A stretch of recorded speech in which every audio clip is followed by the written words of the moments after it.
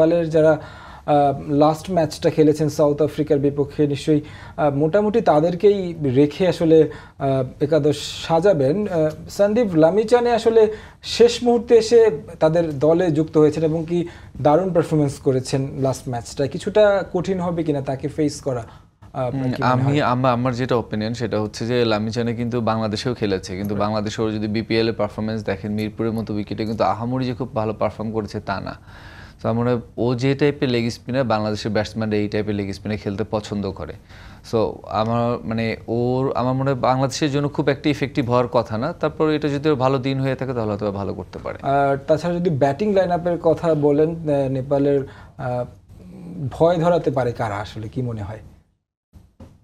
আসলে নেপালের মানে এই ব্যাটসম্যানগুলো একদম আননোন ব্যাটসম্যান। আপনি যদি বলেন আমাদের এদের সম্বন্ধে, মানে এদের খেলা ওইভাবে দেখাই হয়নি।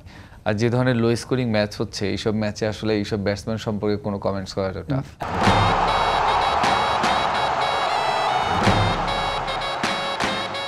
আসলে যে কোনো একদিন যদি একজন আসলে খেলে দেয় একটা ইনিংস, তখনই আসলে কঠিন হয়ে যাবে আসলে বাংলাদেশের জন্য। তারপরে আসলে আপনার প্রেডিকশন আসলে কি থাকবে বাংলাদেশ নেপাল ম্যাচে? না, বাংলাদেশ নেপাল ম্যাচ অবশ্যই আমি বলবো যে বাংলাদেশ অবশ্যই এগিয়ে থাকবে। তারপরে আমি বলতে চাই যে কিন্তু নেপাল এত ইজি অপোনেন্ট হবে না।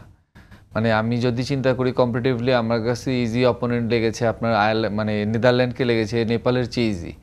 কারণ উনি আমাদের স্পিন ডিপার্টমেন্ট যেরকম ছিল, ওদের জন্য টাফ ছিল এটা হ্যান্ডেল করা, বাট এটা নেপালের জন্য অত টাফ হবে না এই ধরনের।